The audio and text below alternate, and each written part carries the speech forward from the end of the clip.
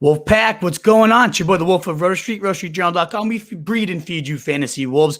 Thrilled to welcome on for the first time a man who needs no introduction, but we're going to give him one anyways here. That's Mr. Mike Clay of ESPN. He regularly appears on SportsCenter, Fantasy Football Now, and the Fantasy Focus podcast over there at ESPN.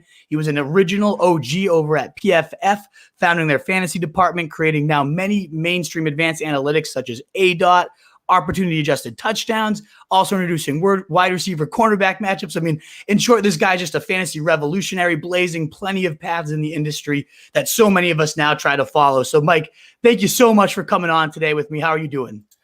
I'm doing pretty good. We're getting back to normal, obviously, in this country, in the world right now. So, we're recording this June 21st. I just got back from my brother's bachelor party, actually, in Atlantic City. So it was nice to get out and see everybody out having a good time. And, it's just, it's a good feeling. It's nice. It's a good time. But I apologized to you before the show. I'm like 10 minutes late because I'm still playing catch up. I mean, when you're in AC for the weekend, it takes a little while to get back on your back on your feet. Absolutely. Here. So, but nonetheless, I appreciate you having me, and I'm glad to be back, kind of in the saddle here, back talking fantasy.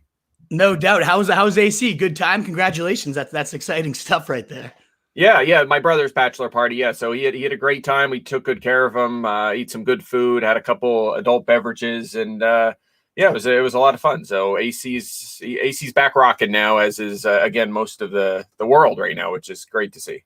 Absolutely. Good to hear. I know I agree with you too. Had a wedding over the weekend. Just seeing the world get back. It's nice for sure. But I guess the viewers here are more interested in fantasy football for sure than our fun times that we're having around here. And you're the king of projections over there at ESPN. You do them every week. You do them during the preseason. It's not just I know a lot of people are like, oh, it's some computer just projecting things out. No, you're the man behind the curtain doing all these excellent works, the award-winning projections you have over there.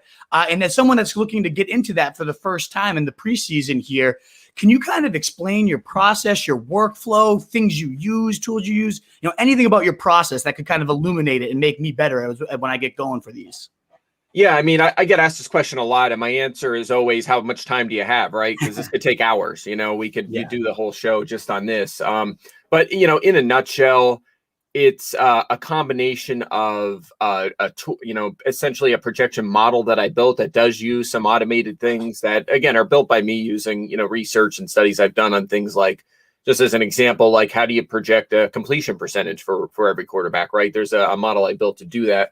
But there's also an element where I need to manually input things. Anyone who says, oh yeah, I have a projection model, it's just all automated, I don't have to do anything, don't trust that. That's garbage, to be straight honest. You have to have some sort, unless they have some sort of machine learning that can look through an updated roster for that week, even after like inactives are pulled out, and then adjust target shares and that kind of thing. Unless it's on that level, then you should not be trusting that, because there needs to be a manual aspect of it where year round, and I'm sure I have projections like 11 months of the year, because why not? I'm always, we know the roster, it's always a work in progress. There's always news in the NFL, transactions, and you have to start somewhere. So I basically just keep it ready to roll year round, and I'm always tweaking and adjusting based on new research I've done or the trends of the league, the coaches, the schemes. A coaching change obviously is going to move the numbers around. Everything is really affected. And honestly, the Titans acquiring Julio Jones affects the Falcons. It affects the Titans. It affects every team on their schedule as well. It affects the league. Just the fact that the Titans are a little better, hurts the Texans' chances of winning those two games and brings their odds and their win total down. And maybe it ups, the passing projection for them, because they're going to have to throw more when they play the Titans. So all of those things are factored in on the league level, the team level, the coordinator, the play caller, the player. It's a combination of a million different things. And that's something that I spend a lot of time on in the off season and during the season, during the week. So you're exactly right. If you see them projected numbers when you're setting your lineup at ESPN, there's a reason why it's 6.1 and not 6.0. Everything is factored in, and it goes down to the smallest possible details you can imagine. So for better or worse, that's the process. No stone unturned over there with Mike Clay over at ESPN's projections. Great insight there. And one of my favorite articles you do is it's not just using your projections, which are fantastic. I've been using them since you were over at PFF. Like I've long followed your work, so it's just a thrill to even be able to talk to you here. As I was saying at the top, but one of my favorite things you do every year too is you write a series about, I think this year it might have been 50 or so notes that you learn, these lessons you learn while going through your projections, while looking at the new coordinator situations and things of that nature, as you say, that change year to year, that you can't just keep a set model running numbers from. There's things you have to manually enter. And you do such a good job summarizing these big stats and things that you looked at and what you learned. If you're looking back at that article or thinking back to while you were making your projections, do you have on the top of your mind someone who just really gained a lot of value that you might not have been expecting to be as high on, and why did they gain that value?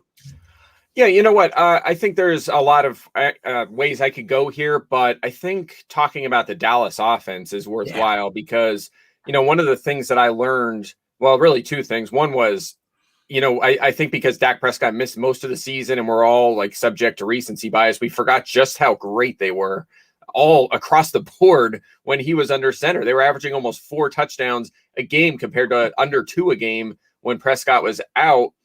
And, look, Dak was QB5 in fantasy. Zeke was RB3. I mean, think about that. I feel like everybody's down on Zeke right now. He was RB3 with Dak Prescott last season. Amari Cooper, wide receiver 5.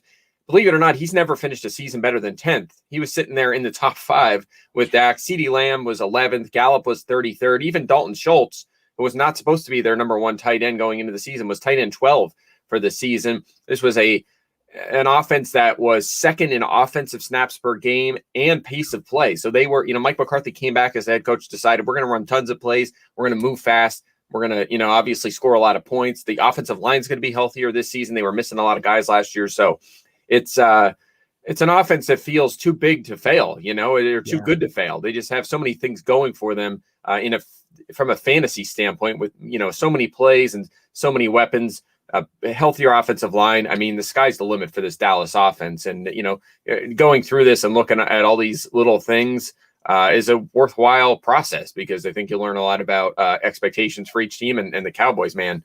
It's looking good for their offense this year.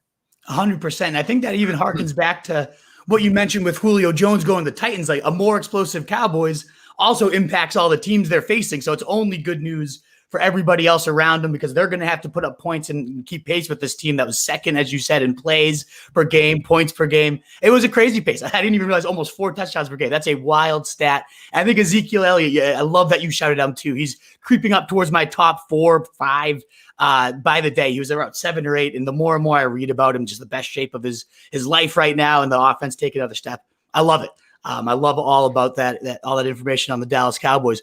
What about in terms of losing value? Were there any teams or players where you looked at the stats and you're like, oh man, I'm surprised, but just I got to bump these guys lower than I was expecting to have them? Was there anybody that pops to mind when you think of that? Yeah, I think the poster boy for regression to the mean in the touchdown department, or really across the board, is Robert Tonyan in Green Bay this season. So, look, maybe 5-10 years ago, Tonyan was the kind of guy that would be drafted like tight end 5 or 6, but the industry's getting a lot smarter. So this one's not as impactful as it might have been a while back when it was easy to go in and say, we were just so dependent on where they finished the year before, right? We see all these touchdowns and we see, it's Aaron Rodgers' offense and Tunyan's going to, he'll just do it again. And the industry drafts guys like that early, but we're learning more and more that, extreme high efficiency is very hard to sustain. Yeah. And Tonyan, again, is the poster boy. Look, he was tight end 4 last season. He only saw 59 targets. That's just not even close to a good number. That's actually tied for fewest targets for a top 12 fantasy tight end over the past 12 seasons. Julius Thomas was the last guy to do it. Rob Gronkowski was there as well. So, it's just crazy how few tight ends are able to pull off tight end 1 seasons with that little volume. And if you look at, the following season for these guys that had extremely high efficiency stats, they all plummet back to earth. Mm-hmm. So, and I'll give you, again, this is on the article. I don't want to go too into the weeds here. But if you look at 2009 to 2019, it's 11 seasons, 29 tight ends had a touchdown rate at or above 8.5% on 50 or more targets, and then saw 50 targets the next season. Of the 29, 27 saw a lower touchdown rate the next season. 27 scored fewer touchdowns. So, and by the way, one other nugget, because the pushback is, well, he did so well, they're going to throw it to him more, right? Only 10 of those 29 actually saw more targets the next season. So there's no guarantee that's coming. And again, just efficiency across the board is definitely going to crash back to her. So if you're taking Tunyon and you think he's being undervalued now, he was tight end 4 last year. I think he could do it again with more volume. It's not, you can't assume that. You really you hope for it, but even if Aaron Rodgers is back, it's going to be hard for him to come close to what he did last season. Absolutely. That's the big if too nowadays, right? Like that's, who knows if he's going to even be back. Right. Right. 100%. So yeah, automatically going to regress, and then who knows, could be even harder of a regression. I love that. You cannot just assume because he was top 5 last year, it's going to happen again. Absolutely. What about in terms of most surprising or like important data or trend from 2020 that as you were studying, you were pretty shocked and you're like, oh man, I did not expect this. But this nugget kind of caught me off guard. It is a pretty important one. Does any pop to mind when I ask you that question? Well, when I first do that batch of projections right after the season, like I'm already working on the next year after week 17, now week 18 ends, during the playoffs, setting up shop for the next year. And this year, obviously, there was a lot more work because I had to adjust everything to add the new week into the model. So, I go through that whole process, and then I do my first update of the projections, my initial run. And, there's always guys that pop out, right? There's always guys that are like, oh, that's way too high. Like that guy cannot be that high, or this guy's too low. And I have to do a little further digging and find out why that is. Sometimes it's like, okay, maybe I missed something. I need to make an adjustment to fix it. But generally it's okay. That makes sense. It's logical. So one of those guys is Tua, right? So when I was done my model, I was like, wow, Tua's kind of hanging right around like the top 12, 13, kind of in that range. Like maybe he could jump in and be a weekly starter in fantasy this year. But, you look at the success of the rookie quarterbacks last year, relatively speaking, right? And by that, I mean relative to rookie quarterbacks over, say, the past decade. And they all did a very good job. Like Tua was around mid-pack in efficiency. Joe Burrow, about the same. Justin Herbert was obviously off the charts. He was outstanding. But, the league as a whole, scoring was up. Quarterback play was up. So it kind of overshadowed just how well this rookie class did. And again, Tua, including rushing, at 14 total touchdowns, only 5 interceptions. His YPA wasn't so good, but he was about average for an NFL starter in terms of completion percentage. And again, compared to rookies, he did a nice job. So he's one of the guys that pops out. He can add a little bit with his legs. He has a much improved group of weapons around him. I don't think their defense is as good as advertised. I think that's going to kind of come back to earth a little bit since they led the NFL in forced turnover, something that's just not sustainable now, no matter how good the defense is. And that's going to put more pressure on the offense. So look, if he's not a total bust, I think he's going to surprise in fantasy this year, and you can get him late in your draft. And he's the kind of guy you go after, right? You think about, what were characteristics of guys like Lamar Jackson and Patrick Mahomes, these breakout quarterbacks, and it was like young guys going into year 2, and you could generally get them in the mid to late rounds of your draft, usually the late round of your draft. So he's the kind of guy that can make a huge leap this year and has the support around him offensively, and he's certainly on my radar. Absolutely. If Waddle and Fuller can both stay healthy, that speed they've added, both going deep and then after the catch as well, I could see some huge things from Tua with those new weapons upgraded, plus the division getting better as well. More competition, more points, as we keep kind of emphasizing other teams that you're facing, the opponents play just as big of a role. So fantastic. I'm with you there. I think Tua is significantly undervalued. Is there anybody else that you've projected that you think you're pretty significantly higher than the consensus ECR or the industry right now that you want to shout out at any position?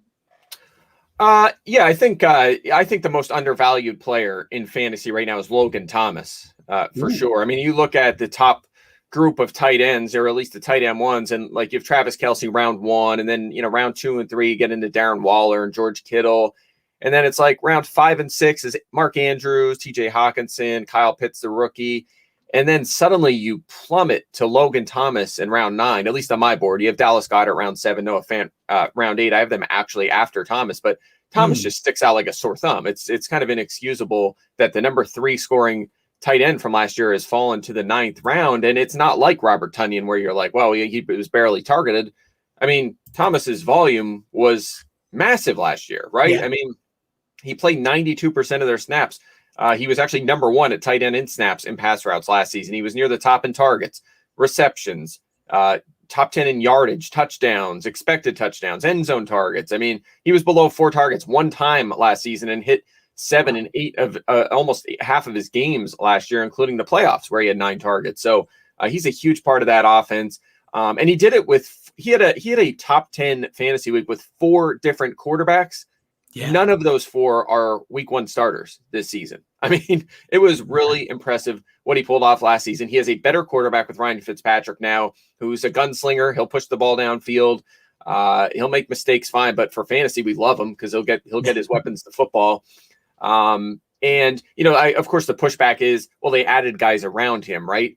But is that really a factor? I mean, they threw almost 30% of their passes to the running back last season, right? That's where you would expect that number to come down this season. They were only around league average in tight end targets. So I'm not too worried about that. With guys like Curtis Samuel and Adam Humphries and a 3rd round rookie, Brown in the mix there, I don't think that he's a major threat for a big drop in target share. Maybe a slight one, fine. But, this was the case. This was the argument last year for Darren Waller, right? Or against Darren Waller. Everybody was down on him. He was a huge value in fantasy drafts because everyone was afraid of Henry Ruggs and Bryan Edwards, the 3rd round rookie. And obviously we saw how that played out. Waller's target share went up and he had a terrific season. And I think that Logan Thomas is being knocked down draft boards unreasonably. It just doesn't make sense for me. So he's a guy for sure that jumps out. I like that one a lot too. And as you mentioned, Fitzmagic taking over. If that offense, sure, the target share goes down a little bit, but if the quality goes up because they're in the red zone that much more often, the aggressiveness goes up higher. He's going down the seams more regularly. I mean, he's a freakish athlete. He was, I believe, a converted receiver at one point, Logan Thomas. So he can certainly get deep with best of those seam stretchers. So I like it a lot. Even if the exact target numbers goes down, I think the quality is going to exponentially increase. So I am fully with you there.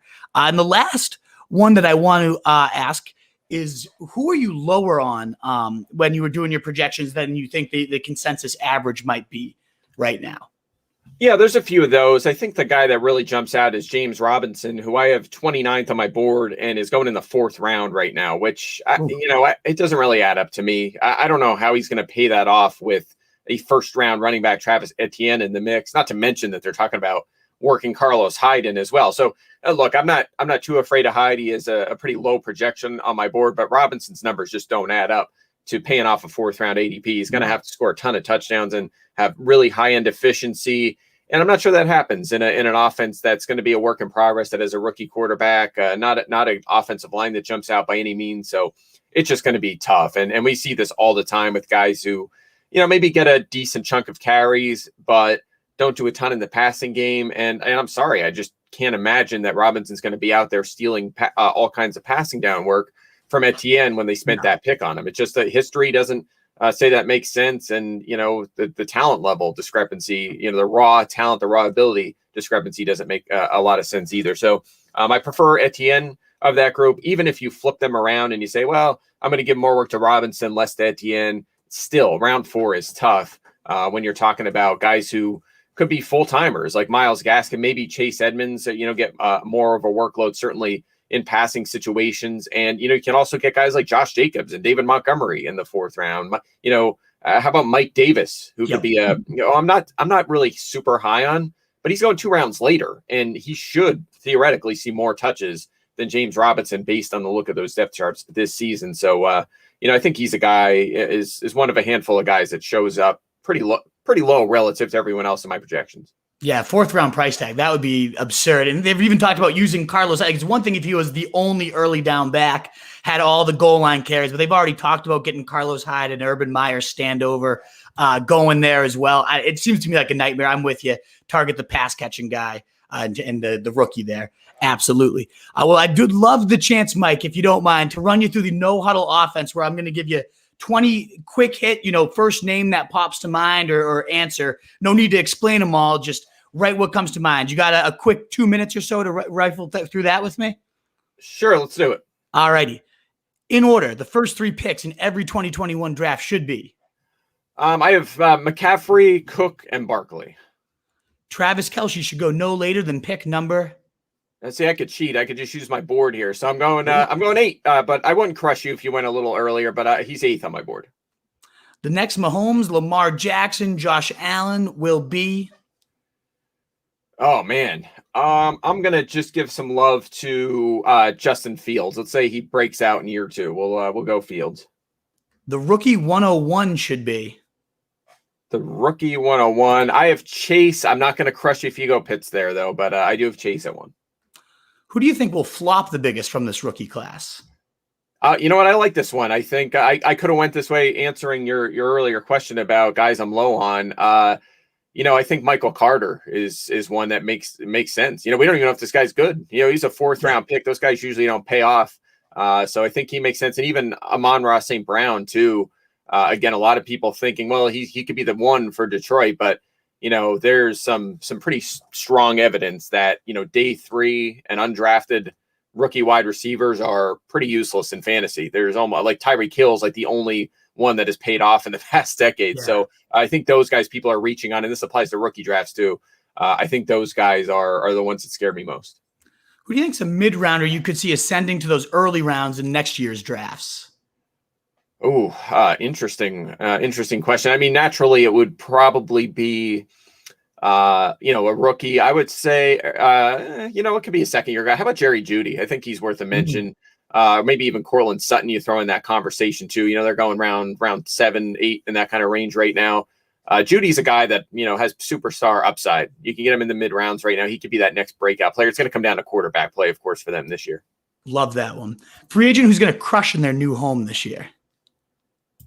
Oof, free agent that's going to crush this year. Let's see. How about Kenny Golladay, right? He was just so good in Detroit. He goes to New York now. I think the targets will be there. I think that's an easy one. That's taking the easy road on that one. I like it. Early rounder, 1st or 2nd, that you think will bust the hardest this year. Oh man, these ones are always tough because it's just your instinct. Sometimes when you're drafting, you have your board and you're like, oh, I don't feel great about taking this guy. And then that's the guy that's always like your best player, right? I mean, it's just how fantasy goes. I'll say, I don't have a good. How about Derrick Henry? He worries me because guys his age just haven't really panned out in fantasy for a long time.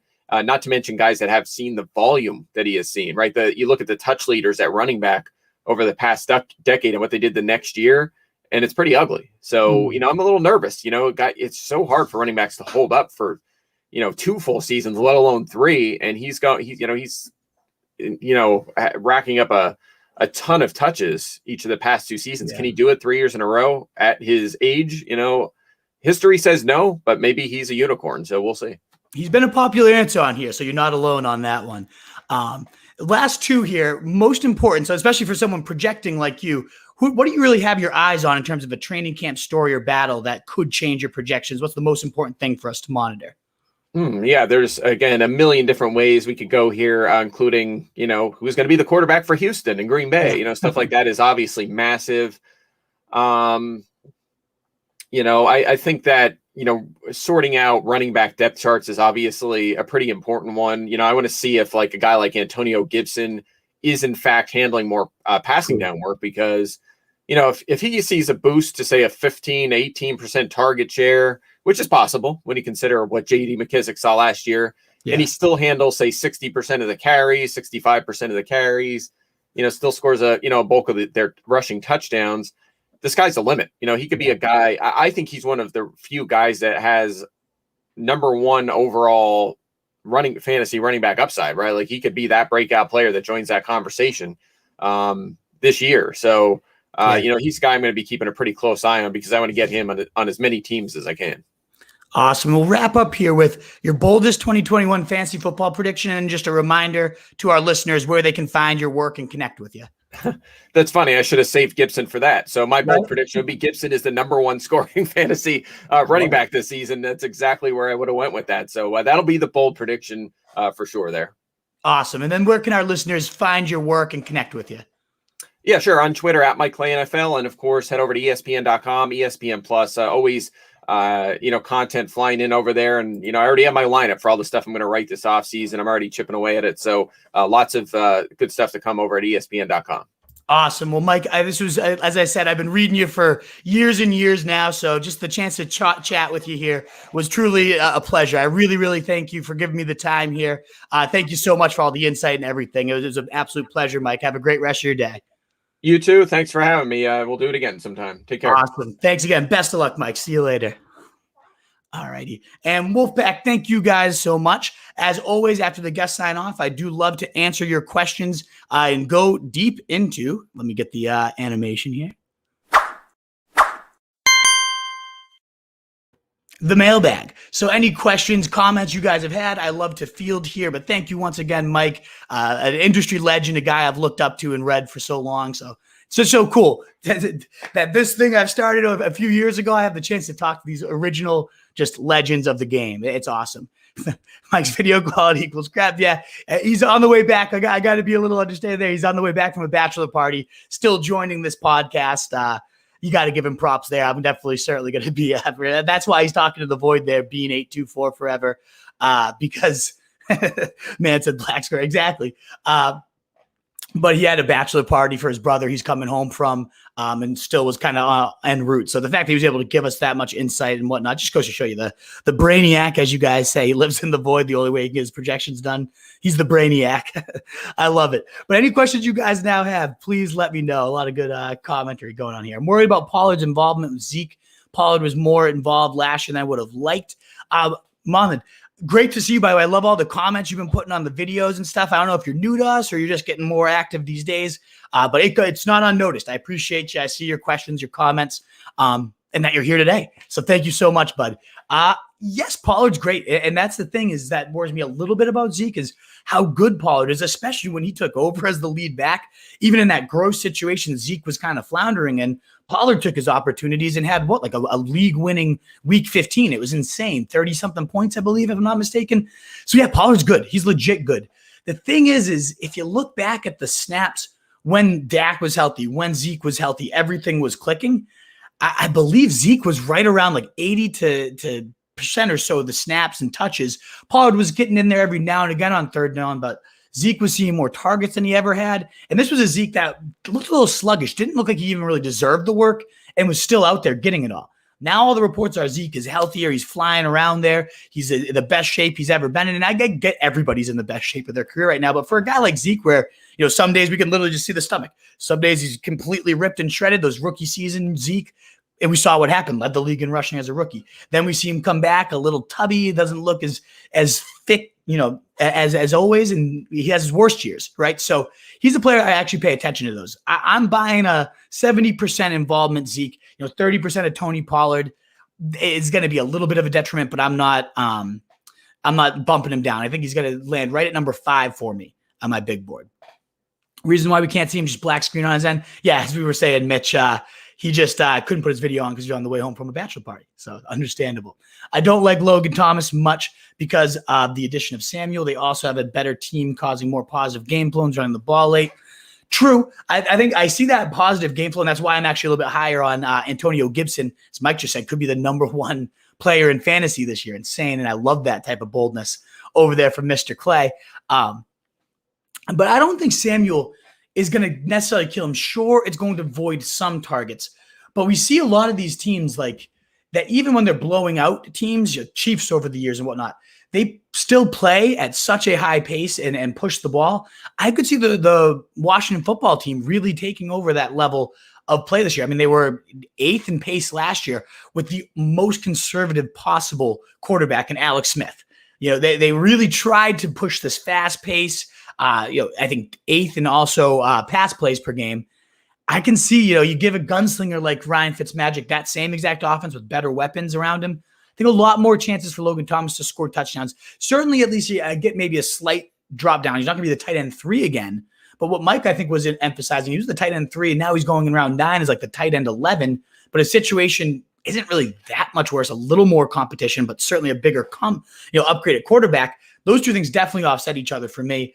I think that's a great value on Logan Thomas. I personally am getting TJ Hawkinson around like 6 every draft anyways, round 5 late. I can't believe he's fallen there. But still, if I miss on him, I would totally give a look to Logan Thomas in that round 9 range. I really like that call by Mike. What's up, Mr. Preble? Great to see you, brother. Antonio Brown. I don't know what your question is, Mitch, but I like it. Free agent that's going to crush Curtis Samuel. I like that one, Jerry. I think, we're reuniting with Ron Rivera. They were obviously together over there with Carolina, and OC Scott Turner over there, Norv Turner's son. He took over the Panthers those last few games. That's when we really started seeing Samuel lined up in the backfield, motioning all over the place, being used as like a gadget and deep threat. Like, he's got the full skill set. I love Curtis Samuel. I've always been a diehard of this guy. I think he's been misused for years. He finally saw that volume he deserved last year. I think it was only behind Stephon Diggs in terms of carries and combined targets, opportunities total. I think we might see a little downgrade in that type of insane usage, but I think the quality with Ryan Fitzmagic letting him go deep with this offense, I really do like that play caller. I like Curtis Samuel a lot. I just like this whole offense. That's why I love Ryan Fitzmagic. He goes the end of fantasy drafts, the last pick. He's my league winner this year is Ryan Fitzmagic. 1, you love to root for him, but 2, these weapons and that pace in this offense, I think it could be a bonanza. How we feel about JT? I like him. I find I haven't landed it. I mean, obviously you love the player, Daniel. Like you can't not like Justin blanking on it, but the Colts running back there, Taylor. Yeah, of course you love the player. I mean, when you watch him get unleashed, he looks like one of the best running backs in the league already as a rookie. The cuts you're seeing, his surprising pass catching ability. My worry is, are they really going to truly unleash him? And I get, Marlon Mack, Achilles, nobody comes back from Achilles, but they did sign him. And already the beat reporters are like, they're mixing him up and it's, they bring different elements. So they're going to, and we saw that all last year. It took a Jordan Wilkins injury for them to actually hand the reins over to Jonathan Taylor. I mean, come on. Like Jordan Wilkins, that's your option. Like we already have Marlon Mack get down. Why is there even anybody else? Hines was still involved as a pass catcher and he's still going to be involved as an obnoxious pass catcher. We know that with JT. So to me, I'd rather have Akers. Like if a push comes to shove, give me the guy that had competition removed, Malcolm Brown, goal line guy with Akers, in an offense that I think is only ascending with Matthew Stafford getting there. Wentz, I have much more questions about Wentz in that offense than I do Matthew Stafford in the offense there. So I find myself not landing JT. I'm a little bit lower on the industry, not on him as a player. If you told me he was going to be the 70 to 80% guy, I'd probably have him number 3 overall. That's what we saw at the end of last year when he was finally given that role. But he was given that role because Jordan Wilkins got hurt. And the fact that I even have to say that is sickening. And Muhammad agreeing that Curtis Samuel will be that guy. I like it. Thank you, Mitch. I'm glad you enjoyed the show as well. There. What's up, No2? Great to see you. Love that you're going to be here all off season. I cannot wait. You were here all last year. It's great. You always bring the heat. Good questions, good commentary. I love it. Hope all is good. Great job getting him joined. Thank you, Mitch. It was a great it was thrilled that he responded. I was in his Scott Fishbowl League last year, and I just took a Hail Mary. I was like, hey, man, I know the summer's busy. Maybe you can join. He said, not this year, but I'd love to come on next year. What a guy, too. Just, again, coming off a bachelor party to join the show here. It just goes to show you there's so many good people, even the big names in the industry. You love to see it. Logan Thomas or Kyle Pitts redraft? Oh, Muhammad, I got to go Kyle Pitts. I like Logan Thomas. I've already been waxing some poetic about liking him in the 9th round, but I have Kyle Pitts round 4 or 5. Like him, to me, it's more so Hawkinson or Pitts. Like I'm going off in a tight end there. And if Pitts and him are still there, I typically go Hawkinson, but I'm starting to think I love this guy, Pitts. I mean, he is comped to Calvin Johnson, like in terms of 6'4", running a fast 40. But the way he is big, but plays big still. Like he's so long and is still leaping over people. You can't stop that. You get a creative tight end coach with Arthur Smith, who's made the most out of Jonnu Smith, Delaney Walker, the guys that aren't even close to the athlete that Kyle Pitts are. And then Julio Jones is removed. Calvin Ridley, yeah, he's a beast. He's going to be the number 1 target there. But Pitts could very well be the 1B to his 1A, and maybe even be the 1A. It's tricky as a rookie because rookie tight ends don't typically pan out, but I don't think we're going to see him used as a tight end. I think he's going to be split out wide. They're going to use that big frame and just let them chuck. And that's what all the reports are in practice too, right? I don't know if you've been seeing those OTA reports, like the new car, they want to get out for test drives. They're just running him over and over, the most frequent target in all drills, especially in the red zone. Like I could see him just coming right out. And, the rookie yardage record, I think, is 880 by Jeremy Shockey. I think that's going to be beaten by Kyle Pitts and potentially by a decent margin here. I absolutely am with it. You are pretty new. Good. Yeah, it's good I love getting new blood in the Wolfpack, especially ones engaged and active as you, Mom. And hopefully I'm saying that right too, by the way. I apologize. If not, let me know if so. But yeah, it's good to see you around and asking lots of questions and being engaged with us. That's all we ask for as fans. Do you see CH breaking out much more and consistently this year? Yes. I've talked about him a few times, Mitch. I love CEH this year. He's one of my favorite values towards the end of round 2. I have him right neck and neck with Antonio Gibson, who we just heard Mike rave about, again, number 1 overall potential. And I agree with him. I mean, if they use him as their Christian McCaffrey that Ron Rivera, they used to use when they were in Carolina, if they make Gibson that role, sky's the complete limit for him.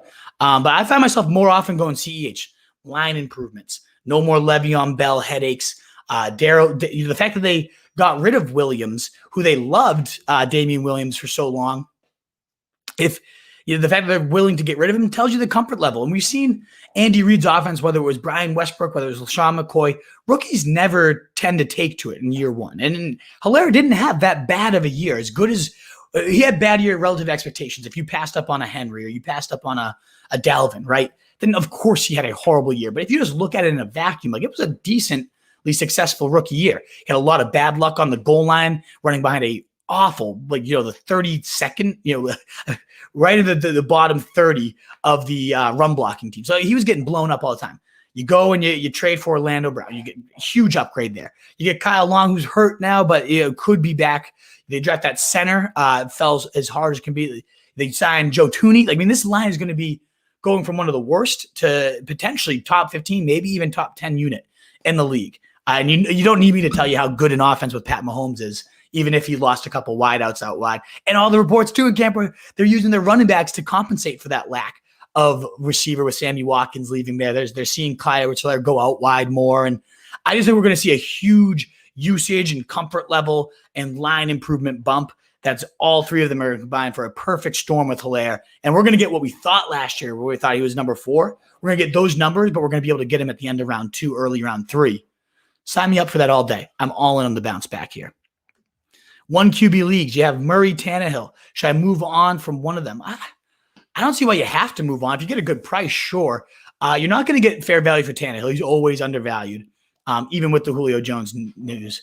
But there's no real reason to, especially with Murray, a decent injury risk, the way he's small and runs around all the time. I wouldn't be in a rush to move them, Daniel, but of course it depends on what you're getting for fair value. Noah Gray's getting a lot of hype. I saw that, the tight end, Mitch. I don't think it's going to take away from Kelce, though. What I consider this is maybe we got a handcuff for Travis Kelce. Sure, this guy might catch a random touchdown here or there. To me, this is more so like a very late, deep, you have 20-round drafts type of sleeper, or in rookie-only drafts. I love adding this guy to my big board, Noah Gray. I've been reading a lot of that stuff, though, Mitch. And to me, what it is he's more of a handcuff. Maybe catches a few standalone touchdowns, but I like the idea of sitting this guy on my bench, and if anything ever happened to Kelce, he could end up scoring 7-8 touchdowns in a Mahomes offense. So good name to toss out there. I like it. Thoughts on Singletary, late round RB gem? He's the guy that you want to target if you're going for late round running backs because it's an explosive offense. We've seen him put up decent numbers, but I think it's Zach Moss's job, and even whoever it is job. I don't love it. They're so pass happy, 4 wide. They were so successful with that. I don't see them moving away from it. They had Breida, who could ultimately be more explosive than either of these guys. It's not a backfield I love, and that's kind of crazy when you have an offense that was top 3 in points scored last year and probably will be again, given all the continuity, especially in play quality there.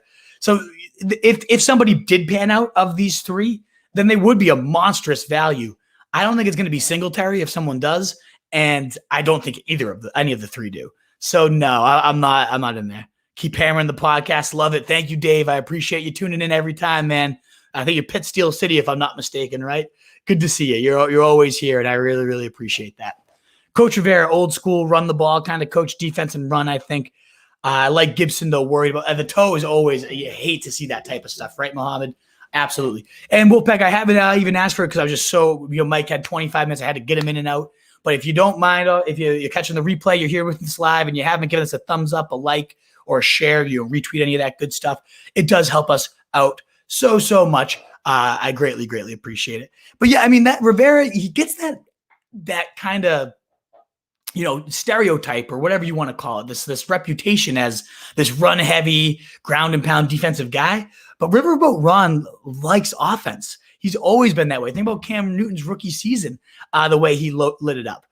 He wants to put up points. That's his goal is eating on offense and going for it. Last year, again, with the most conservative QB play, they were top 10 in pass attempts and top 10 in pace.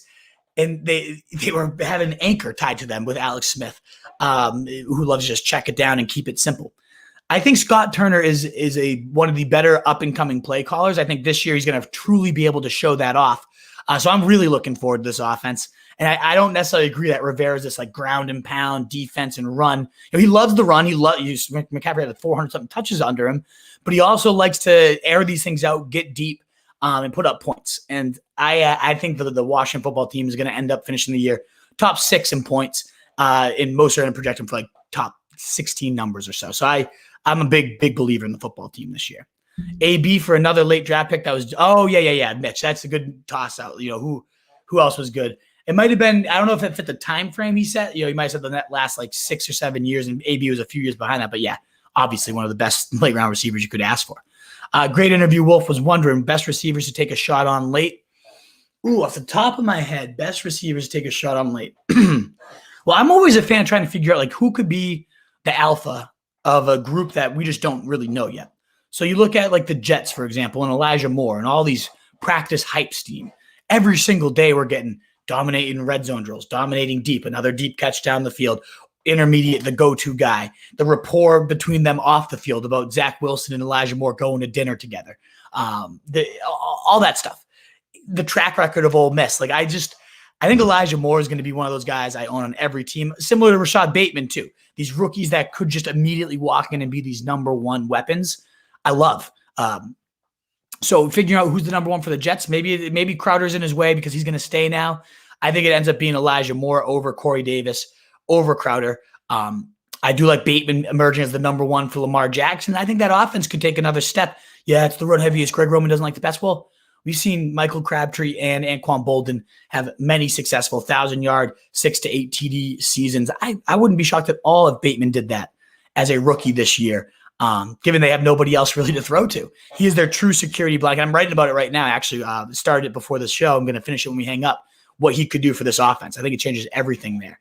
And I also like, maybe the Lions target share, if anything happened to Hawkinson, right, who are they throwing to? Maybe Brashad Perriman.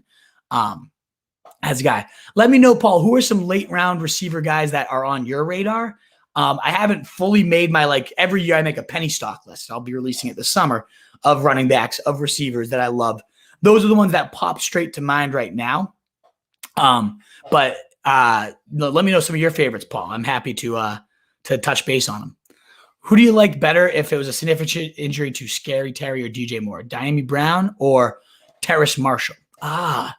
A lot of hypotheticals going on there, right, Forest Law? I would say I like Marshall a little better because I think Curtis Samuel would be the true number one. We know Robbie Anderson's already the true number one there, though. But we saw how much the Panthers passed last year, and now you hypothetical QB upgrade than Teddy Bridgewater, who just really did not pan out. I was so high on him, and I should have recognized him. Teddy Bridgewater's not that good. He was not good at all. So if Darnold can hit his ceiling, which next question, Noah Pringle, I see you there. I think I like Marshall. The thing is Marshall has so many serious injury concerns himself. The latest knee flare-up, I think he had a surgery this offseason. That's like his 4th minor surgery. So if I'm drafting someone, I just am going to go Diami Brown no matter what. If all these hypotheticals come through, then I think Terrace Marshall does have the most value hypothetically. But I'm worried he's never going to end up fully piecing it together, being healthy. As much as I like the player when he is that way, there's just, if you can't hold up in college, I don't know if you're going to hold up at the pros. So I like Diami Brown from just drafting straight up in a draft right now for rookies. Sam Darnold's right around QB 24, 25, Noah. And that's not necessarily a slight on him. It's just how deep quarterback is this year. But I should preface that by saying he's in like 24 quarterbacks I could see being a top 12 guy because of the weapons around him, because Joe Brady, I think, is the real deal, because he does have a crazy elastic arm if and when he's got the right people. They've beefed up the line. They've done it the right way, building around Darnold to give him a real shot. And if he doesn't pan out, they have a nice support system, a nice nest for whoever the future guy is. But they've given that to Darnold, which he never had in New York. I can't judge somebody. Look at all the, whether it's Tannehill, whoever it might end up being under Adam Gase, there's a huge track record of these people panning out huge afterwards. So I have him as a top 25-ish quarterback, which isn't anything bold. But he's one of those reasons why I feel comfortable waiting on QB. If he's my QB 2 or 3, if I'm taking a third round dart throw and a QB 3 dart throw, I like him a bit. It's more so I like everything around him rather than him. And that's why he's a little bit lower, is when it's not a guy I'm betting on, it's more so his situation. Those tend to hit less than like if it's a talent you truly love as well.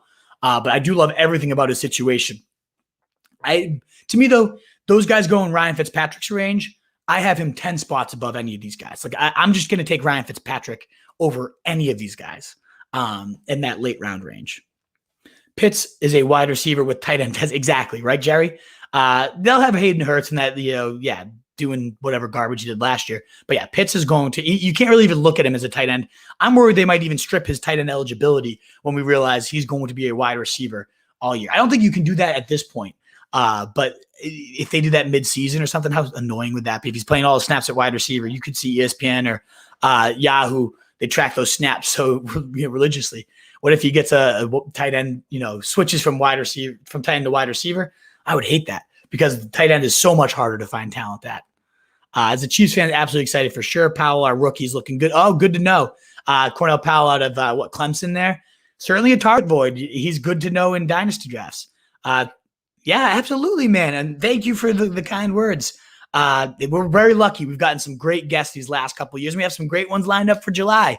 So definitely keep coming on and keep interacting. This is the best time of the year. I'm on summer break starting today or starting late last week. And the content really does start to pick up even more. So stay tuned. We got a lot coming. I'm going to be on a vacation coming up from 6/22 to 6/29, going to California, actually, San Diego. So I'm going to be a little bit of a break. And then hitting that ground running and just crushing it from July to the end of August. So be ready there. Awesome.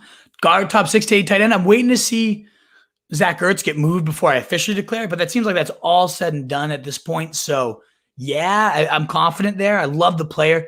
He didn't do great with Jalen Hurts though, that switch. I don't know what this new coaching staff's tendency is with tight ends. I believe it's like, right in the middle of the pack. So, I like him. To me, it's either Hawkinson or I'm kind of waiting though. Or I'm getting Kelsey. Most often, I should say, I have Kelsey at 4 overall on my big board. So as long as I don't have a top 3 workhorse, I have Kelsey in anyways, and I don't even really think about tight ends. So that's why I'm a little bit off on my tight end projections right now. I am going to be, as I was saying though with Mike, I'm going to be making my own projections and just seeing how they do this year. Maybe when I'm on, vacation up in Maine, middle of nowhere, I can project every team out and we'll see what happens. Let's see how look at Marvin Jones on the Jags. I mean, good quarterback, right? But what an ugly wide receiver situation. Is it Chark number 1? Is it Visco who's the one getting all the hype right now in camp? Is ETN going to take over that Percy Harvin role? I think he's going to be kind of what he's been with the Lions, but even less consistent. And that is, a couple of these huge games. He'll definitely have a 2-3 touchdown day. So best ball wise, he'll get into your lineup at some point. I think it's going to be even more mind, numbing this year. Now, if anyone's going to just step up and end up being an alpha there, maybe it could be him. He's the veteran of the group. I do love him as a hard worker, that type of mentality, get the lunch pail type of guy. But overall, I don't think Marvin Jones has the rosiest of outlooks there. I think it's a pretty tough target share to say this guy's truly going to get a major slice to make a big impact that you can rely on. How early should one Mitchell Chavez target Robert Woods? See him having 8. I love him. I'm with you. Top 10, at least top 15. I mean, he's been, I think, I think he's been top 18 for 3 or 4 straight years, right? And now he gets his best quarterback of the Sean McVay era. I think this offense truly could go berserk. And if they do, Robert Woods is going to be a big part of that. I think him, Cooper Kupp, I love them all. Fourth round on, the fact that you get those guys, and Akers if he becomes the new Todd Gurley for McVay in this new explosive offense. I love Robert Woods. Anywhere in round 4 beyond. That's, if Terry McLaurin's there, I'm going to take him first. But I think I have Robert Woods right after him at like wide receiver 14, 15 range is right where I have him. So I could definitely see that top 10, top 15. And the fact that you get it in round 10 is what I love. Will you add full PPR or standard? I can only view half. I think so, Daniel. It depends on the time that I have. That's always been a long goal of mine. My first goal is to get true, genuine projections. So that way you could kind of filter it and see, okay, full PPR, this is what this guy would score. Standard, this is what this guy would score in half. And I think that would kind of inherently like bake in rankings by making projections. So that's my first goal of the summer is to make those projections first. But eventually, yes, I'd like to make that. Thanks, Wolf. Great shots to take on Bateman and Moore. I was definitely thinking of them, but also thoughts on Ruggs, Campbell, Gage. I love Gage. I mean, that's an easy one, right? With Julio Jones leaving. He was so inefficient on his volume. I think it was the stat out there, like only AJ Green was less efficient in terms of receivers that saw 100-plus targets. So he's not that exciting of a player. Certainly not as exciting as like a Henry Ruggs, right? And all these reports, Ruggs is really getting it now. I'll believe that when I see it. I'm not into John Gruden. Those receivers have been a mess for years now. So I see the talent there, and if it all clicks, like of course betting on talent that late certainly pans out. I'm going with the other guys though in that same range. Paris Campbell really came on strong early in that year, right? That week 1 before he got hurt. So I could definitely see that. Well, I like that bet. I don't love Wentz right now. I don't know what to make of him. So that's a little tricky. But yeah, I think those guys are both really interesting names. Let me pull up my big board real quick, Paul.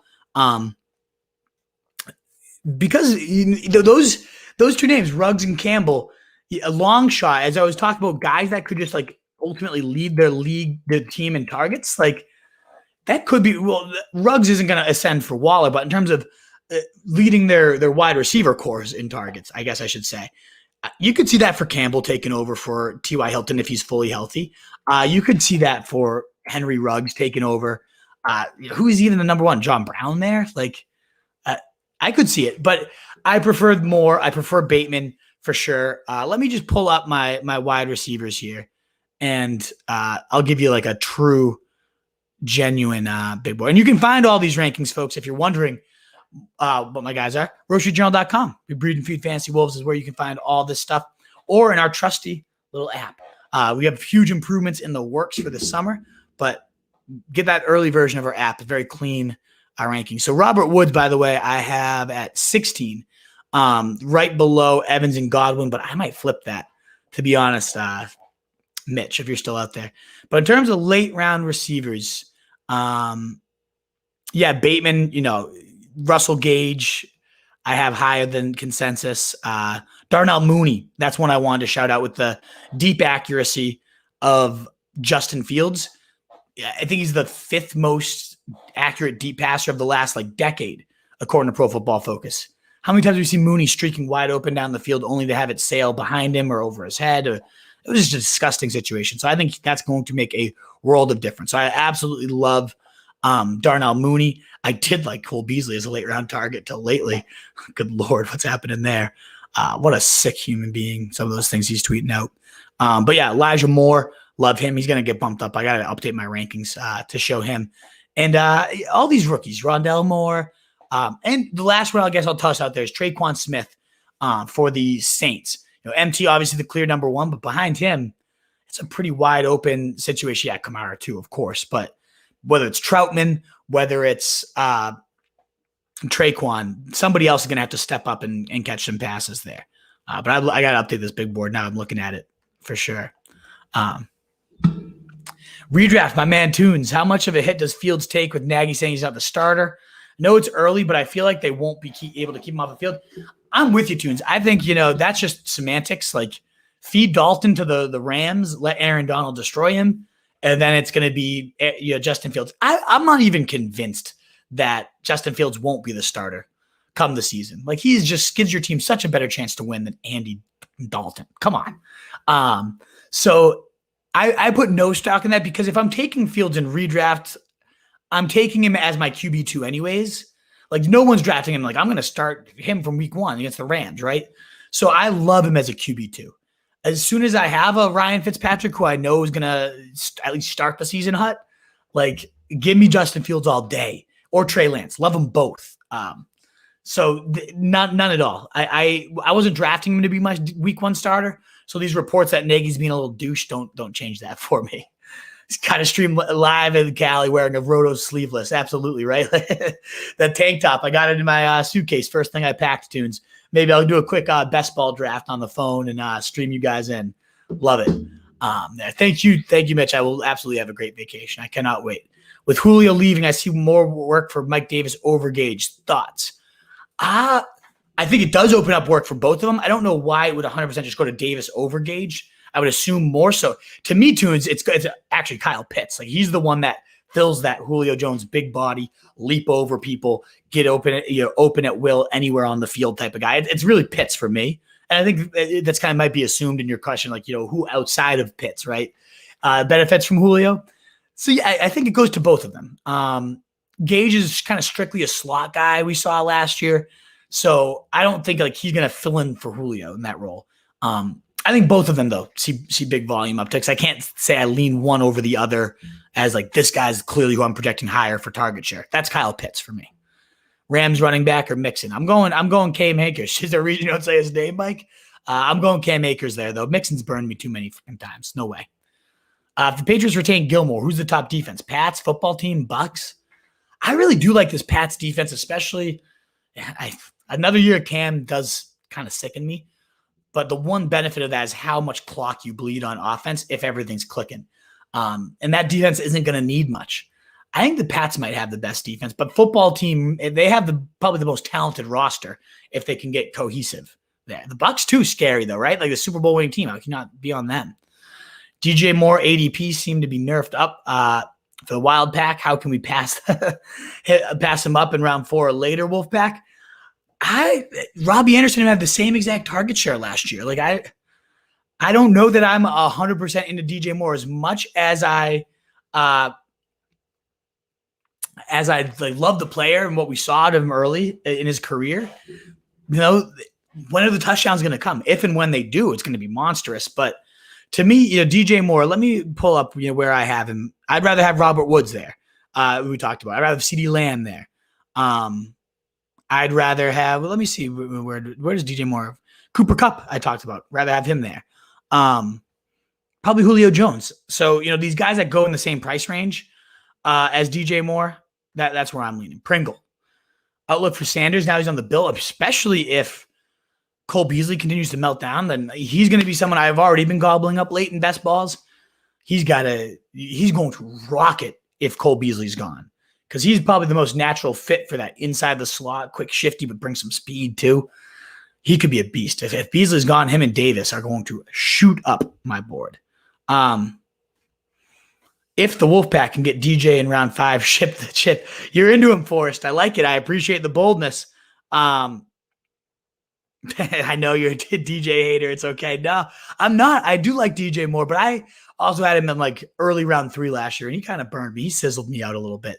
So I'm going those guys. I have him at 21 overall, so I'm not like dead on him, but I might bump him down more. I see that though. I'm not a big fan. You're right. I see Pitts over both. Yeah, you agree with me. Taking Antonio Brown 7th. He's starting to go there. Was in the 9th. That might be a little too rich for me, Pinky the doormat. Trying to think like a popular name I often will take there instead of AB. That's where I think, I often am landing like a Jarvis Landry, right? Something a little bit safer. You know who I'm always getting in round 7, actually? That's Devontae Smith. I'd take over AB over them. I think he's going to walk right in, be the Eagles, 150 target guy. And we're going to look back and be like, why didn't we have him in our top 20 last year? What were we all thinking? Love me some Devonta Smith in that range. That's where I'm going. Wolf, Elliott over Chubb, asks Mike Marvin. I prefer... That's tough because Chubb is just like the man. Like beast, pure, steamrolling runner. I absolutely love Nick Chubb. But in terms of like who can do more, because they're not trapped in a committee, that's a Zeke Elliott in this offense. So I think I'm going Zeke 5, Chubb 7, Barkley sandwich right in between them. I might go Chubb over Barkley though. I'm a little bit wary of Barkley's injury history. Love San Fran backs. I mean, how can you not choose, right? The number 1 and 3 team in backfield points the last couple of years as a whole backfield. But as you say, who's going to get them even entering the season? It's never the same guy by the end of the season. Never the same guy by like week 3. I do think Sermon could really change that narrative because we've seen Kyle Shanahan stick to a guy before. Steve Slayton had like 1,800 total yards and 15 touchdowns under him. Like I can see that happening. But it is tricky because Mostert I love when he's healthy. I think Sermon's the guy I'm really going in on though. And I think the price is fair. Like, you can get him around 8 or so. That's fair for a guy that could end up being Shanahan's next great workhorse because we know how great the system is. If we can get consistent volume now, it's going to be game over. Whoever that would be a league winner. He could boom. I do not pretend, Forrest, that there's no upside, especially with Samuel gone. Like he should be getting those manufactured touches. DJ Moore, he should be going to the backfield. He should be going to the slot. That should be his role. And if he does, he could boom. If the touchdowns finally follow what he's capable of, I could love him for sure. He finished last year at wide receiver 21 and missed a game. Yeah, exactly. It's pretty appropriate. You're welcome, Mike. Thank you for tuning in. I appreciate it. Jerry, what's up? Deep sleeper breakout. Mine is Brian Edwards. You could take over. I'm done with Edwards. He was way too much hype last year. I'm not going to fall for that one again. Maybe he does. Maybe he does, Jerry. That won't be it for me. If we're looking at receiver, really deep sleepers, I know we got asked a question earlier. Like, I don't know if Elijah Moore is deep enough for you. I don't know if, who are some other names out there? Darnell Mooney. That's a guy I shouted out there. I don't know if he's deep enough for you. Also in that range, by the way, the 7th, 8th round range, I'm starting to gobble up Mike Williams all the time, taking over that X role that made Mike Thomas. I know Mike Williams isn't Mike Thomas, but if he gets that X role from, Joe Lombardi coming over from the Saints, and that's what they're hyping him up as, I'm going to write about him today. But I did some research, loving Mike Williams these days. But like, if that's not deep enough for you, Darnell Mooney, Elijah Moore, then I really like Emmanuel Sanders' draft price right now, especially with Cole Beasley and Gabriel Davis. I like targeting that offense. I like Traquan Smith a lot. Houston, who could end up being number 1 there, like B-Jack saying Nico Collins, maybe him. I like those guys as like really, really deep. I really like going either Deshaun Jackson and or Tutu Atwell for the Rams because those guys are going to be killing it. Those guys are going to be going deep down the field for him. So I like that as well. Mike Williams from the Chargers. No, he's not on the Saints, but Joe Lombardi came over from the Saints, their former quarterback coach, to put in a similar system. And he's already talked about how they have Mike Williams in the Mike Thomas role from the Chargers. He's not, unless he got traded this morning, and I missed that completely. He's on the Chargers, and he's going to be playing the Mike Thomas role, which of course Keenan Allen's going to see more volume. Dallas Cowboys is going to see more volume, but still, there. Nico Collins, we talk about, could ultimately take over there. So yeah, I see that. John Brown still a start if he's healthy, maybe. It's like, with the Raiders, it's like he's not with the Bills anymore, so maybe Tunes. But I that's just an offense other than Waller I don't really want a piece of. So I don't know. I like Tyrell Williams. I like Brashad Perriman and Tyrell Williams. I think one of them will emerge as their number 1. Not sure which one, but yes, I totally agree that. Any weight in Beasley's threatening to retire? I mean, you got to put something on there, right, Tunes? Like, it's a data point. And should he retire over the COVID restrictions? One, how incredibly stupid and selfish of him. Like, whatever your beliefs are, whether you want the vaccine or not, like if the NFL like is going to just let you play and you just need to get a shot, just go freaking do it. Like, I don't know. I guess that's the debate for another time. That it's not for this podcast, I guess. But why are you really going to sacrifice that much time, the chance at a Super Bowl with this roster at the right time because you can't get a shot? Like, to me, I'm kind of on the train of the people that like it's an inconvenience, like a seatbelt. Just go for the good of yourself and others. Just go do it and be done with it, right? Like, why is he making a big deal of it? That's my opinion. But the fact that he is making a big deal of it tells me there should be some weight to it. If he can't see it as it's just like that common sense of let me go win a Super Bowl and take a shot to be able to do that and not think twice, like I don't get it. So yes, there should be some weight to it if he's that kind of loony to recognize the opportunity he has right now and to not, take that because of a shot. I don't know. Wolf, who are some of your deep rookie running back stashes? Any Robinson 2021? Love the shows. Johannes, thank you so much. I see your comments on the posts and everything. So greatly appreciated. Some deep running back sleepers. I mean, I don't love Robinson. And we talked about Mike. If he's going around 4, some people were saying like that, I'll never have him on a team. There's recent rumblings that he's going to, be the early down, lead the team in snaps, like all that stuff. But then they also talk about involving Hyde. Like, I'm not a big Robinson fan. Now, if I'm looking at like deep running back sleepers after those guys are gone, I mean, I still think Javonte Williams is going way too late. Same with Michael Carter, like round 7, 8. That's not that late. And I like James Conner, given how often they like to run in the red zone, the Cardinals. I think he has, sneaky 10 touchdown upside there. But when you're getting late, you're looking at like maybe Gus Edwards, who has some standalone value, but also if anything happens to Dobbins, he's going to be the guy. I like Gus Edwards a lot. Latavius Murray, if anything happens to Kamara, we've seen him be a true league winning running back. I think Jamal Williams is so undervalued right now, given that they've departed over 300 targets. We know Anthony Lynn loves throwing to his running backs. Even when Eckler went out with the Chargers, they still peppered the position. Even when Rivers was gone, they still peppered the position. So it's not just like it was an Eckler thing. It was a Rivers thing. It's an Anthony Lynn thing too. So I think Jamal Williams is going to see a ton of volume this year alongside DeAndre Swift. So those are a couple names I like late. And then Darrell Henderson, if anything happens to Akers, who's in his way of taking over that role? And last one I'll give you here, Johannes, I love Giovanni Bernard, being that, a lot of people have already pointed out maybe he's the next James White for Tom Brady over there in Tampa Bay. I could see him catching, 60 balls or so. Glad you brought up Big Mike in the X role. Doesn't that Mike Thomas role fit Keenan Allen? I agree. I think that's why it's not just like an automatic like X role. Nope. Now Keenan Allen's seeing 100, targets decrease and Mike Williams is getting them all. No, you can't do that.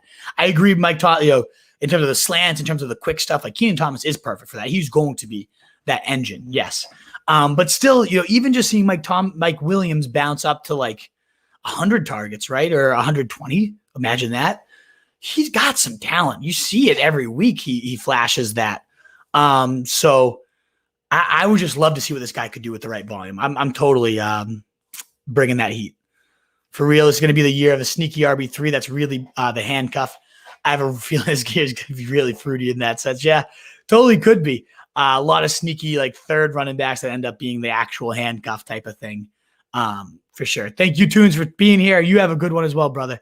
We're talking 3 hours late to the problem of I like it. You like Jamal Williams, Jamar Jefferson, rookie for the Lions. Okay, I'll check that out for sure. Forrest Law, awesome interaction all day. You're the man. Appreciate you guys. I teach up in Massachusetts. There's a town called North Andover that I'm in. I teach high school special ed up here. Whereabouts you from, Forrest? You can come Billy Madison, my class. I love it. If you live anywhere near North Andover, Massachusetts, that's where you can find me. But not for a few months at least. It's going to be a nice summer off. Well, Wolfpack, what an awesome mailbag, to have Mike Clay on for 30 minutes and then still be here 35 minutes later. It's because you guys are the fucking best, asking such great questions. I really, really, really, truly appreciate it. We'll be doing this a ton this summer. As I said, I'm going to be off the next week from here on out. But once I'm back the 29th, we're going to be live at least 2 to 3 times a week, getting on some great beat writers, some more experts like these fantasy monsters we've been having. We have a great schedule lined up this summer. And as always, I like to answer all your questions after the guest leaves to respect their time, but still be able to interact with you guys. That's what I love.